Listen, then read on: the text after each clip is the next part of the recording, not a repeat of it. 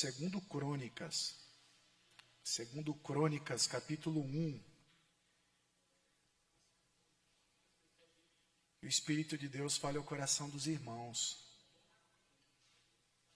É um texto conhecido, mas eu quero fazer uma reflexão com vocês nessa noite, porque nós estamos falando de milagres. E a gente pergunta assim, quando que vai acontecer o meu milagre? Né? Nós estamos procurando milagres, mas a gente vê as pessoas tendo e a gente fica esperando o nosso, né? Então, nessa noite, pode ser que o teu milagre esteja sendo liberado da parte do Senhor. Você crê nisso? Amém. O texto de 2 Crônicas, capítulo 1, no verso 7, diz assim: Naquela noite, Deus apareceu a Salomão e lhe disse: Peça-me o que quiser, e eu lhe darei. Salomão respondeu: Tu foste muito bondoso para com meu pai Davi, e me fizeste rei em seu lugar. Agora, Senhor Deus, que se confirme a tua promessa sobre o meu pai Davi, pois me fizeste rei sobre o povo tão numeroso quanto o pó da terra. Dai-me sabedoria e conhecimento, para que eu possa liderar esta nação. Pois quem pode governar este tão grande povo? Deus disse a Salomão: Já que este é o desejo do teu coração, e você não pediu riqueza, nem bens, nem honra, nem a morte dos seus inimigos, nem vida longa, mas sabedoria e conhecimento para governar o meu povo sobre a qual o fiz rei, você receberá o que pediu, mas também lhe darei riquezas, bens e honra, como nenhum rei antes de você teve e nenhum depois de você terá. Pai, fala conosco, ministra a tua palavra, o teu recado santo e bendito, e traga, Senhor Jesus, aos nossos corações mais um ensinamento da tua palavra. Eu oro em nome de Jesus. Amém e amém. Você pode se assentar glorificando ao Senhor, igreja. Glória a Deus. Eu não sei se todos me conhecem, mas meu pai sempre foi muito conhecido na região, porque meu pai foi pastor 18 anos aqui na Lapa. E ele tinha um jeito todo dele de trazer a palavra de Deus, que era sempre trazendo a palavra de Deus de forma prática, né? Mais do que se preocupar com a teoria da palavra, ele se preocupava em trazer a palavra de forma prática. Sempre foi assim o ministério dele, e eu de alguma forma, como filho, absorvi isso. Então também entendo que eu ensino a palavra de Deus de forma prática. Então nessa noite eu quero fazer uma reflexão com vocês. E aí eu respeito a presença do Espírito de Deus, e Ele está neste lugar. E é Ele que usa das minhas palavras a resposta que você precisa.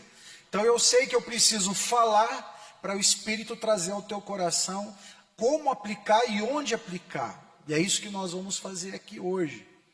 O texto de 2 Crônicas, capítulo 1, verso 10, 7 a 10, fala do rei Salomão.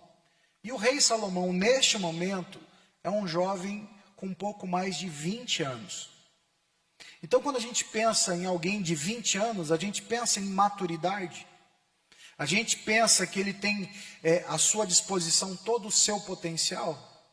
Não, a gente imagina que ele está condicionado, mas para não tantas coisas. Ele está condicionado para algumas coisas.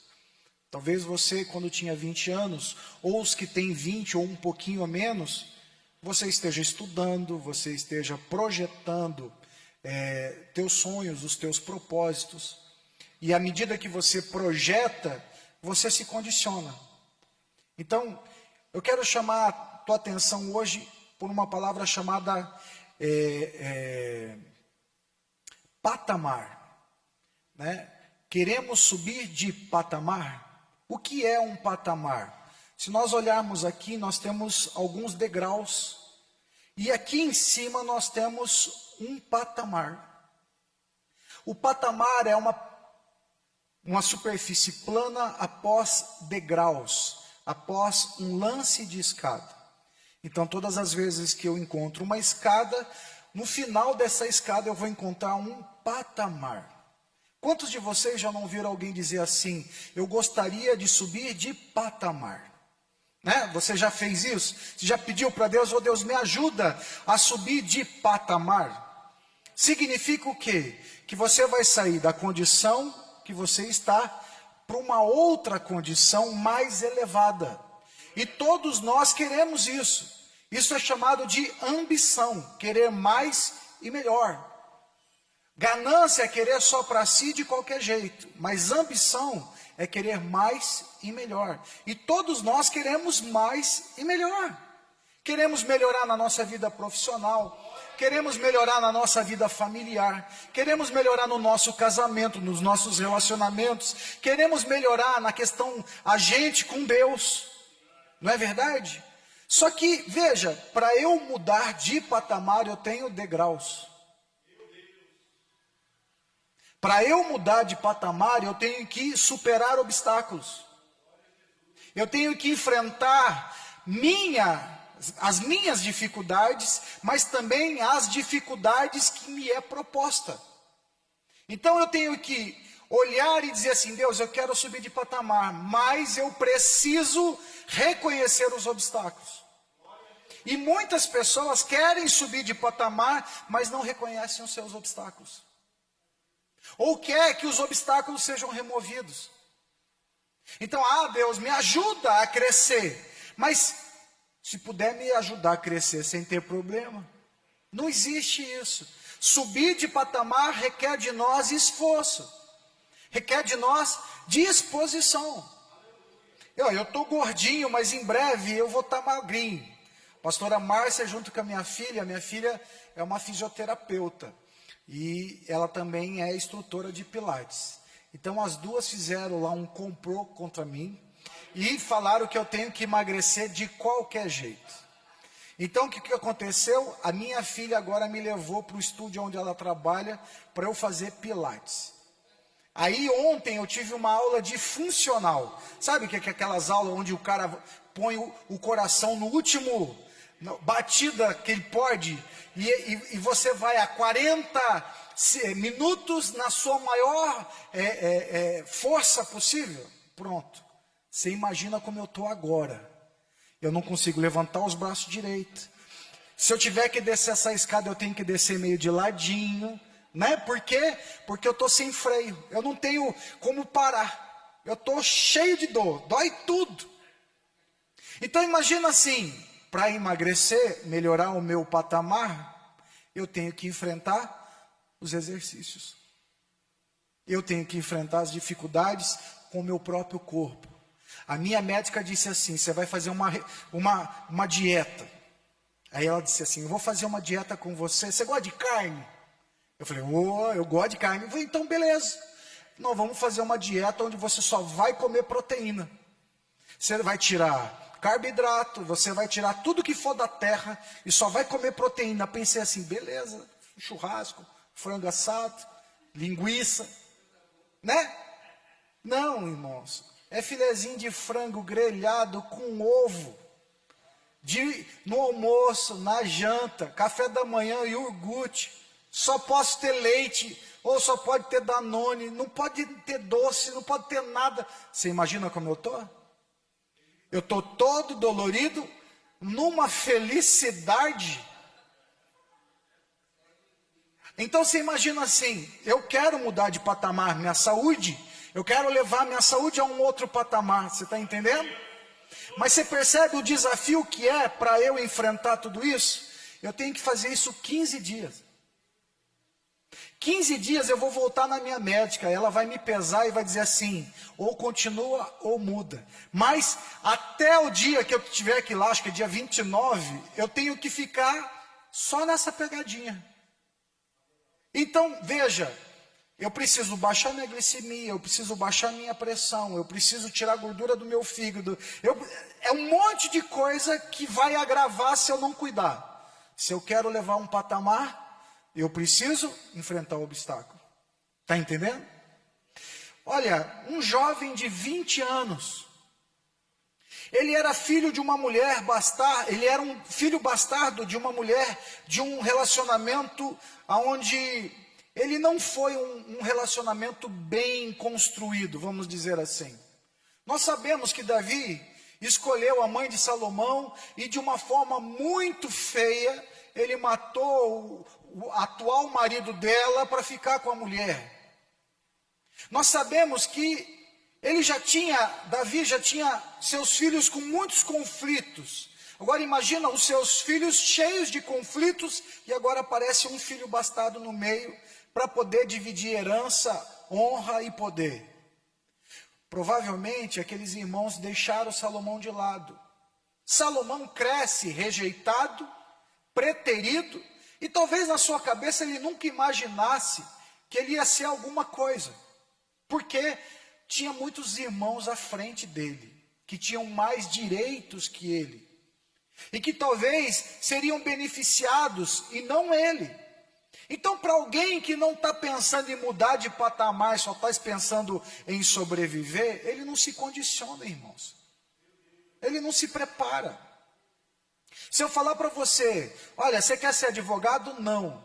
Você quer ser médico? Não. Você quer ser um administrador de empresa? Não. Então, você vai fazer o quê? Nada. Você vai estudar para ser advogado? Não, você não quer ser. Você vai querer estudar para ser médico? Não, você não vai ser. Você vai estudar para ser um empresário, um empreendedor? Não, você não quer ser. Então, se eu não quero mudar de patamar, eu também não tenho projeto, eu também não estudo, eu também não me condiciono.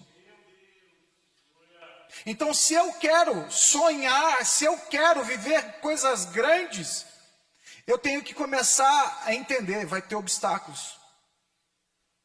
Eu vou ter que enfrentar os obstáculos.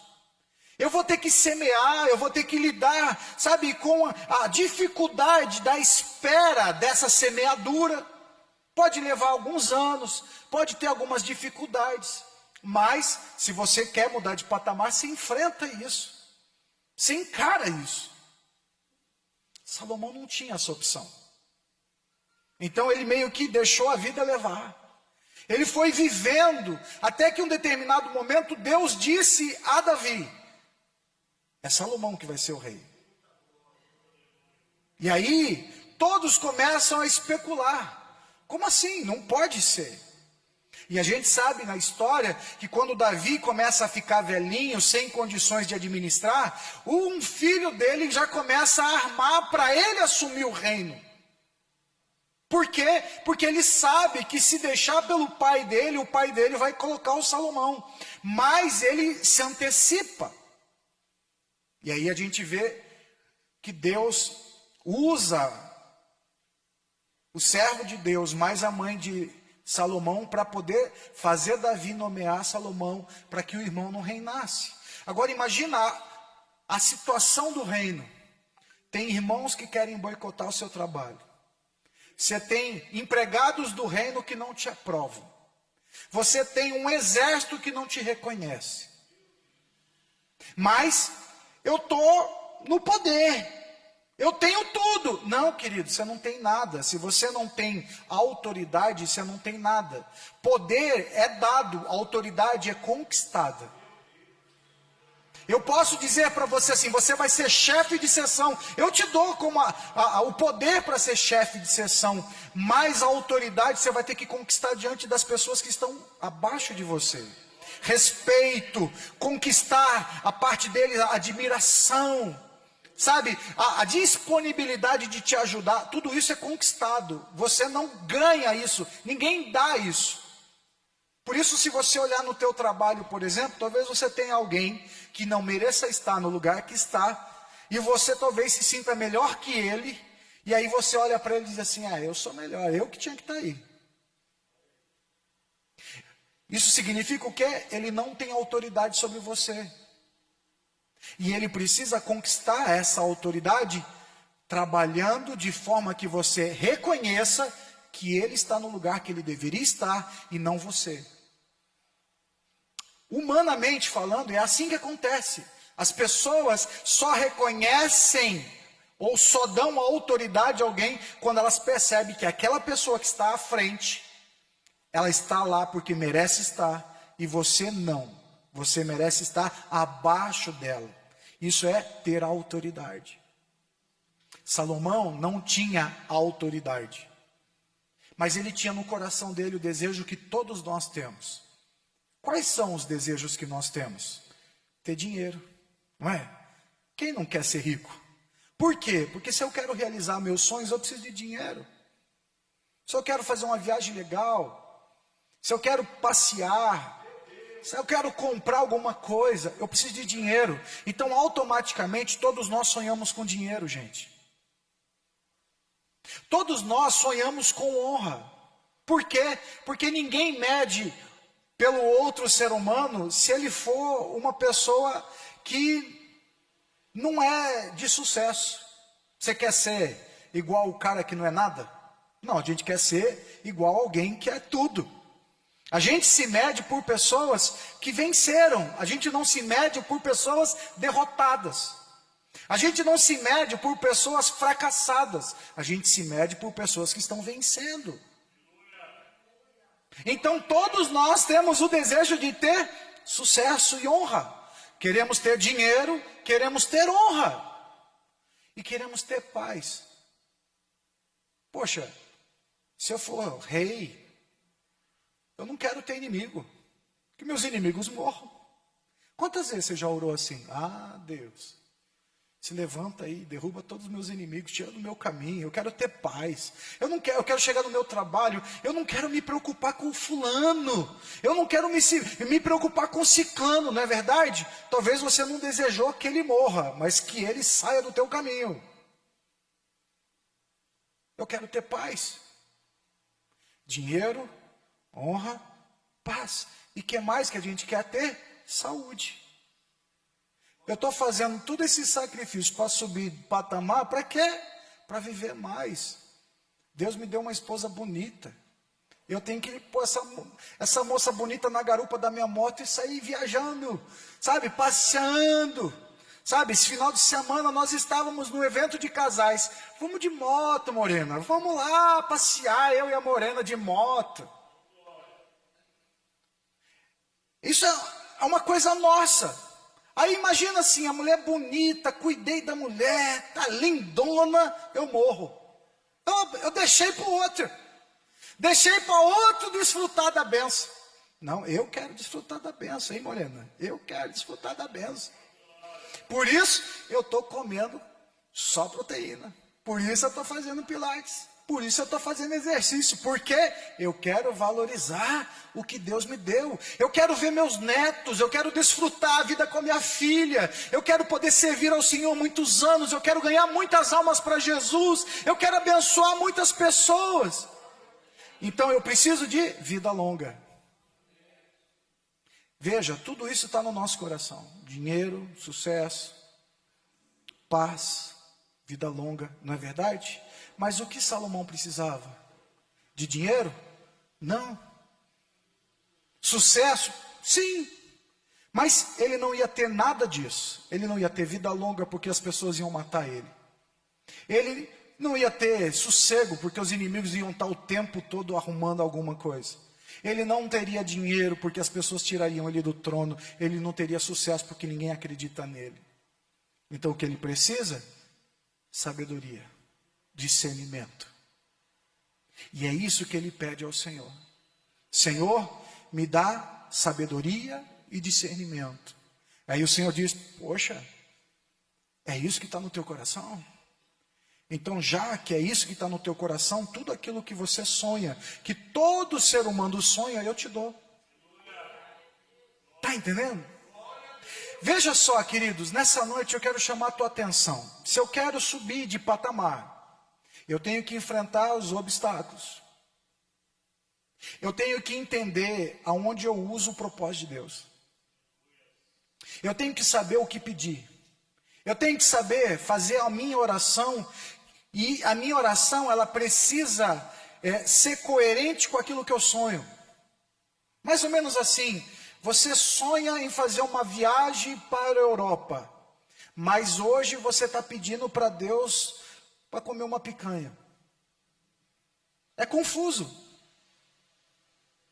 Você tem que entender que, para você chegar na Europa, você não pode ficar desperdiçando o seu dinheiro com a picanha.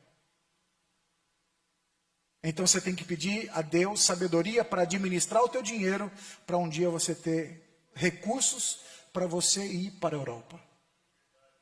Então a minha oração fica coerente, ela passa a ter um propósito.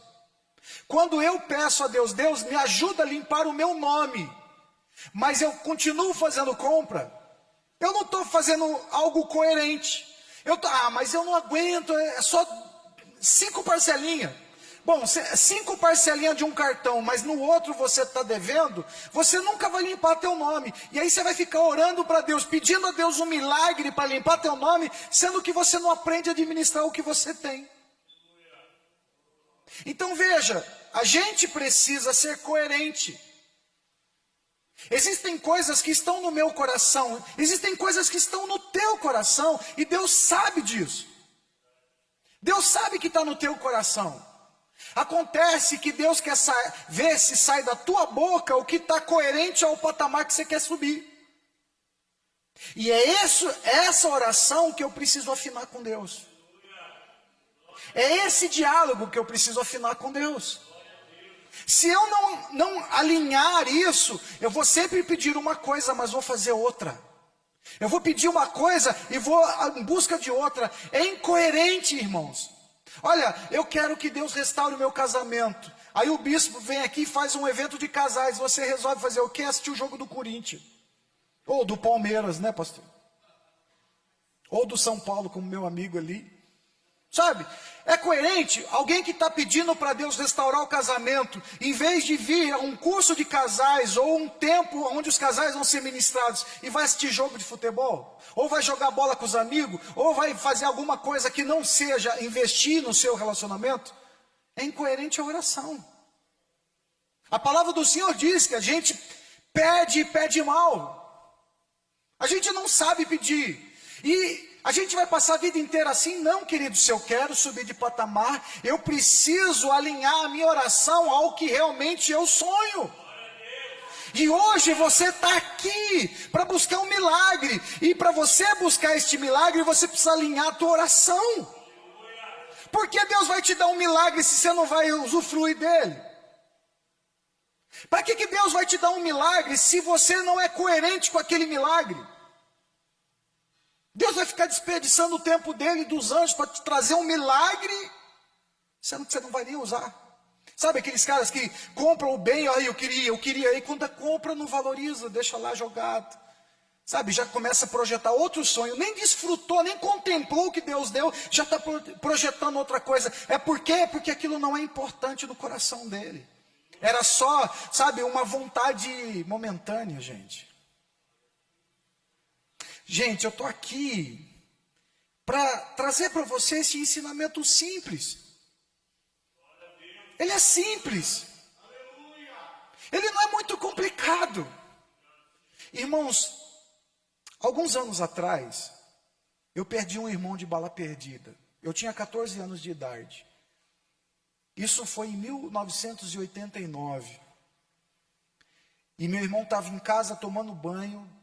Ele chegou do Senai, e aí quando ele saiu do chuveiro, que ele pôs a cabeça no corredor de casa, ele tomou um tiro na cara. 2 vizinhos meus estavam brigando na rua de casa, e um resolveu dar um tiro no outro. Ele não acertou o tiro, a bala varou pela porta de casa e pegou meu irmão saindo do chuveiro. Meu irmão tinha 17 anos de idade, eu tinha 14, e o Jonas, meu irmão, tinha 9 anos de idade. Quando eu vi meu irmão com a cabeça estourada no chão, eu falei assim, Deus não existe. Deus não existe. Porque meu pai já era pastor, minha mãe pastora, passamos a vida inteira dentro da igreja, e quando a gente viu aquilo, eu falei, Deus não existe. Onde está Deus que permitiu isso? Meu pai e minha mãe continuaram firmes na igreja, buscando a Deus, servindo a Deus. Meu irmão Jonas também continuou servindo a Deus, mas eu nunca mais quis entrar numa igreja. 14 anos de idade. Passei meus 15, 16, 17, 18 revoltado.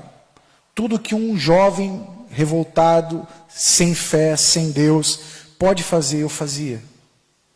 Deus me deu o privilégio de trabalhar muito cedo e encontrar a minha liberdade financeira muito cedo.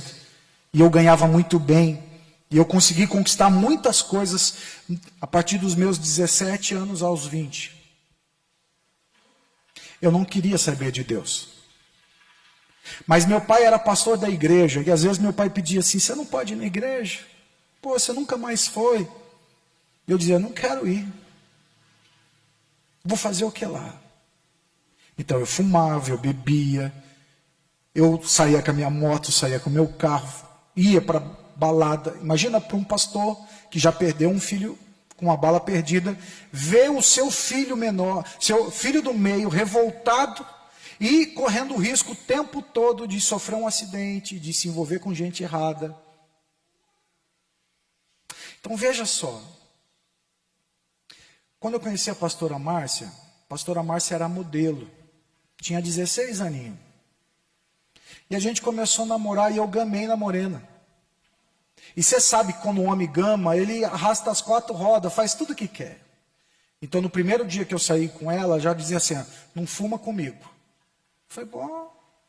Aí o meu carro tinha um somzão. Eu fui ligar o som, você pode abaixar?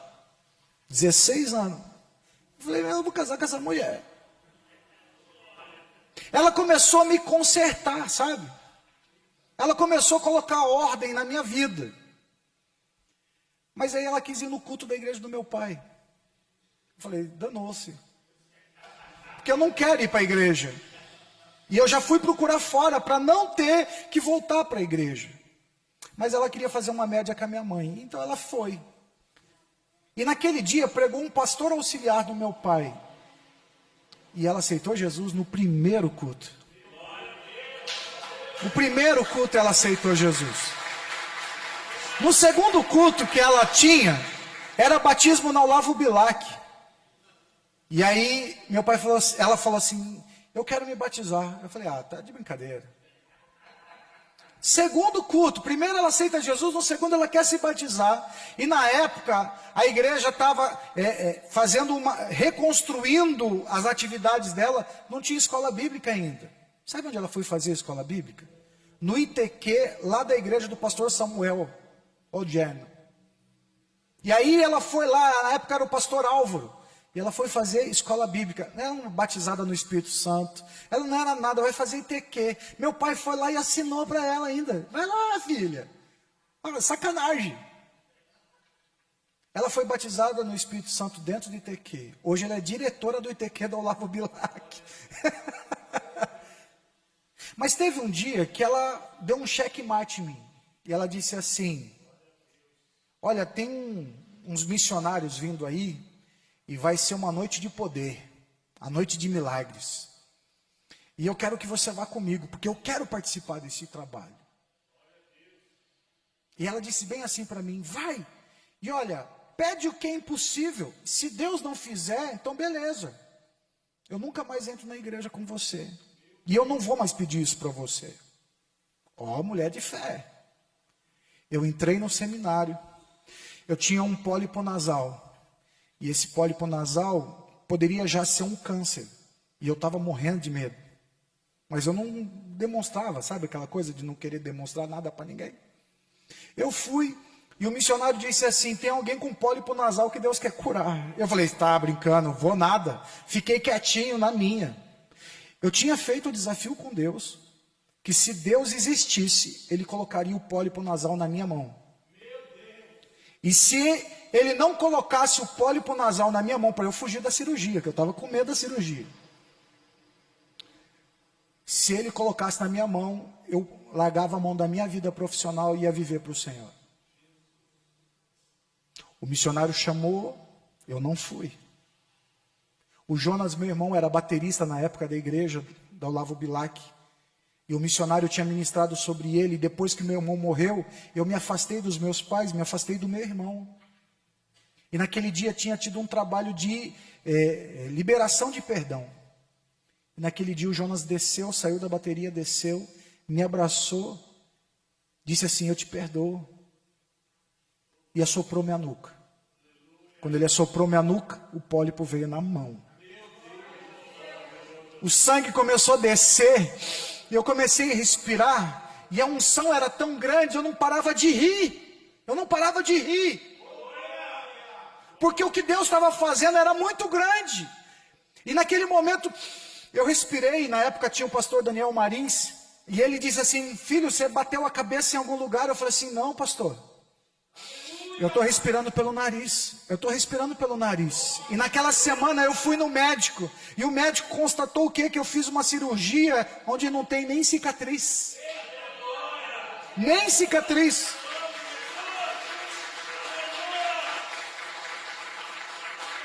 Naquele dia, Deus estabeleceu para mim um novo patamar. Eu sou pastor há 23 anos com a pastora. E nesses 23 anos, desde aquele dia, eu escolhi servir ao Senhor. Para mostrar o quê? Que eu queria subir de patamar na minha vida. Abri mão da minha vida profissional e fui servir a Deus espontaneamente, dedicando toda a minha vida para o Senhor. E hoje eu e a minha esposa estamos aqui servindo ao Senhor integralmente. Pastoreamos 2 igrejas. Somos superintendentes em Guarulhos. E a pastora Márcia ainda é diretora no Instituto Teológico Quadrangular da Olavo Bilac. Se você quer subir de patamar, e se você quer um milagre, Deus existe. Eu sou testemunha disso. Agora, se você quer que este Deus opere maravilhas na sua vida, fica de pé.